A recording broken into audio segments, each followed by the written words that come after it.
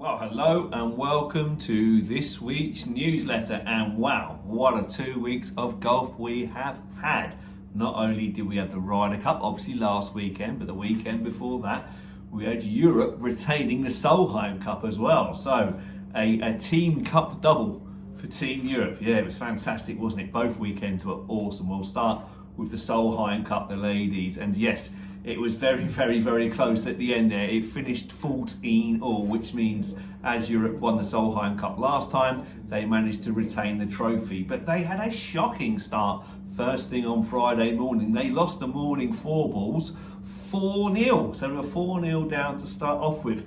And they scrapped their way back into the match, so much so that on the last day, they did manage to come back and retain the trophy. But even that was dramatic because at one point, we looked like a bit of a shoo-in to actually win the match. And then a few holes turned America's way and it looked like the USA were going to win it then. And then all of a sudden, the Solheim Cup superstar, Caroline Headball, who has history, she did it a few years ago as well, came back from nowhere, won 5 out of the last 6 holes in her match to turn it around and win her game 2-up. And that point proved absolutely pivotal. I can't remember when she did it before. She did it probably about 10 years ago, I seem to remember. But Caroline Headball, not the greatest player in the world, but in the Solheim Cup, she's so gutsy that she manages to win her matches no matter what. And yes, I think she was something like 3 down with 5 to play, or 3 down with 6 to play, and she managed to win 5 out of the last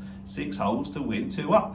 Absolutely unbelievable golf it was. So yeah, and because of that, and then combined with Saganda, the Spanish woman who being held in Andalusia, Spain, she came fantastically good at the end as well to claim the winning point. She hit a 6-iron on the 16th to tap in distance, gimme, and then she had a 7-iron to about 4 foot on 17 to claim the match against Nelly Calder, wasn't it? Nelly Calder, so world number 2 is Nelly Calder. Yeah, Carolina Saganda, absolutely fantastic, and what a moment for her to win a Ryder Cup, a Solheim Cup in her home country. That was absolutely awesome. So well done, the ladies Solheim Cup team. We have retained the trophy.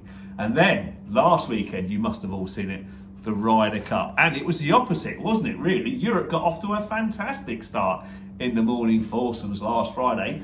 4-0 they won the morning foursomes, and then in the afternoon, the 4-ball, we won that session 2.5, 1.5.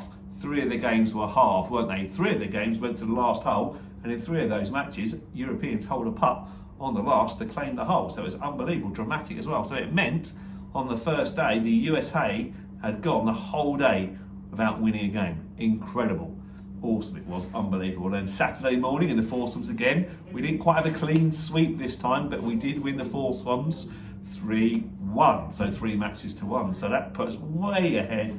Easy peasy, we're going to cruise home. Well, we didn't. We expected a reaction from the Americans, and they did win the Saturday afternoon's 4-ball 3-1. So all of a sudden, we've got a 5-point lead going into the last day, which should have been an absolute breeze, and it turned out to be in the end. But my word, wasn't it dramatic? I was on the edge of my seat at one point there. I really did think the USA were going to win it. But in the end, Tommy Fleetwood, Shane Lowry came through, didn't they, with their matches to claim those valuable points, as did Bob McIntyre. Those last 3 games were amazing. But what a Ryder Cup it was too. What happened to the Americans on that first day? It must have been they've been underprepared. All the pundits were saying that the American team hadn't played for 5 weeks since the FedEx Cup. I think Max Homer, who ended up being the US top point scorer, he played a couple of weeks ago at the Fortitude in America because he was defending champion.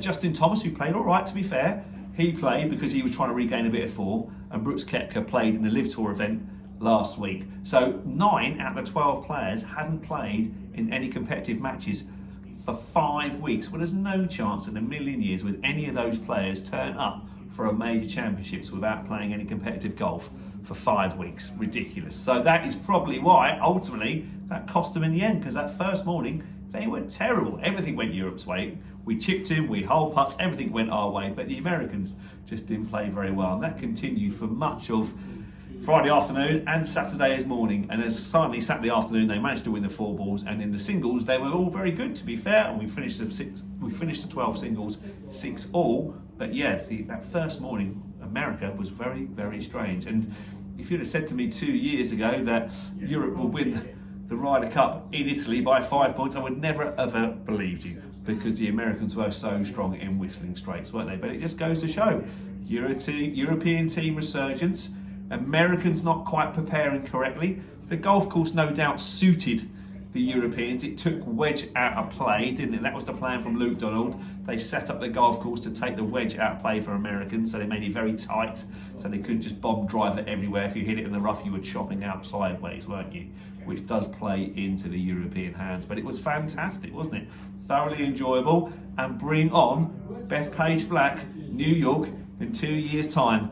I might even venture over there to go and take a look at it. I did go to the 2 Ryder Cups, 2002 at Belfry and 2010 at Celtic Manor, but I've never been to a Ryder Cup in the USA, so I might just book myself some tickets to go and watch that at Bethpage Black in 2025, New York City, which will be entertaining. Anybody want to join me?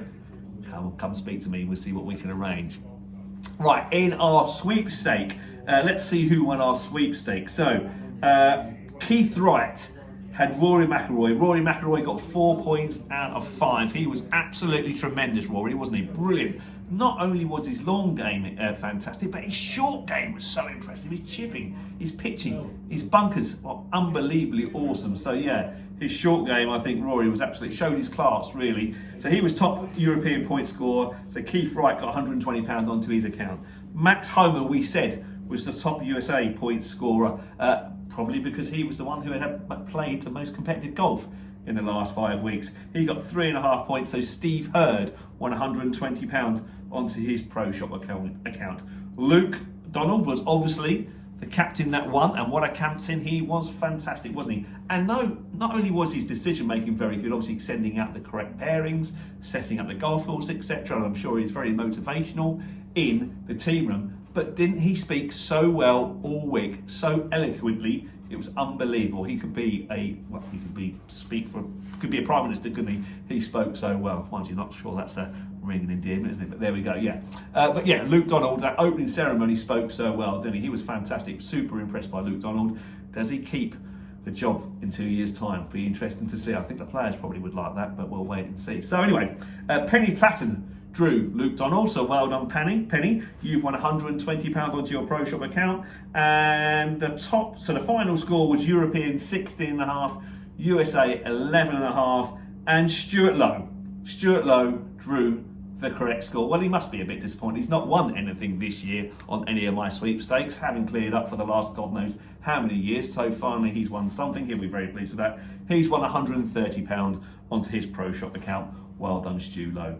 Great stuff there. But yes, what a Ryder Cup. And yeah, I mean, Rory McIlroy, fantastic.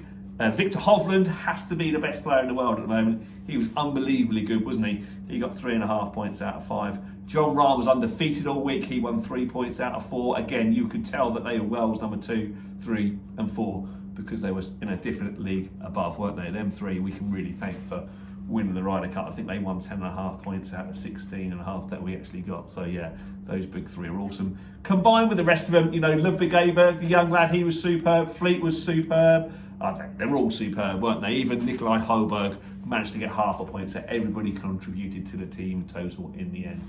So that was fantastic. In Galston Golf Club news, well, there was no competitions last week, was there? Because of the greens maintenance, and actually there wasn't too much disruption, so potentially we could have had a few competitions, but the greens aren't still fantastic, are they? So it might have been a bit of frustration, but to be honest, they've recovered quite nicely.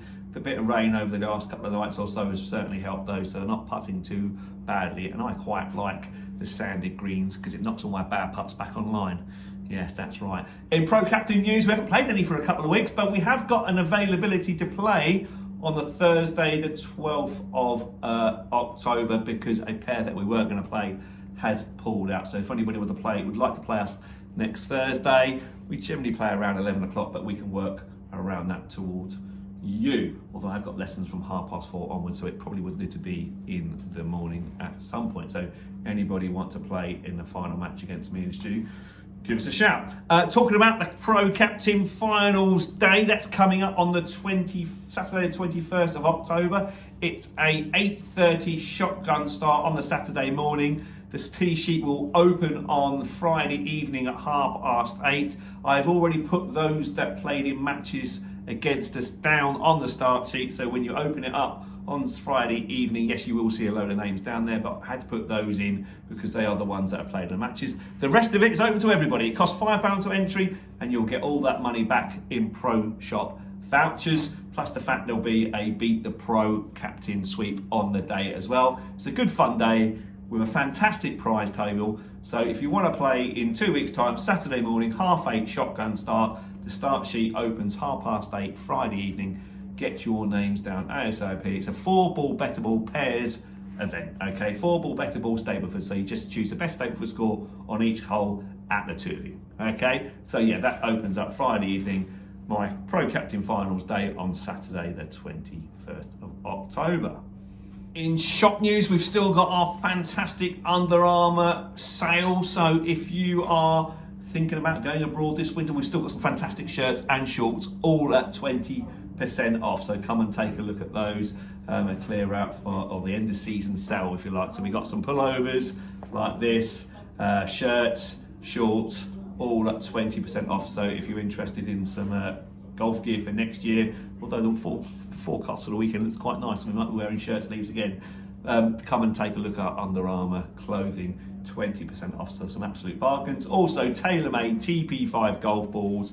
They are £40 a dozen or 2 dozen for £75. So if you play a tailor-made TP5 golf ball, be it TP5X, TP5 Picks, TP5X Picks, they're all at £40 a dozen or 2 for £75. Come and stock up on those. We've got all options available. Right, okay, that's everything for this week. Thanks very much for watching, and I look forward to seeing you all soon. Take care, bye-bye.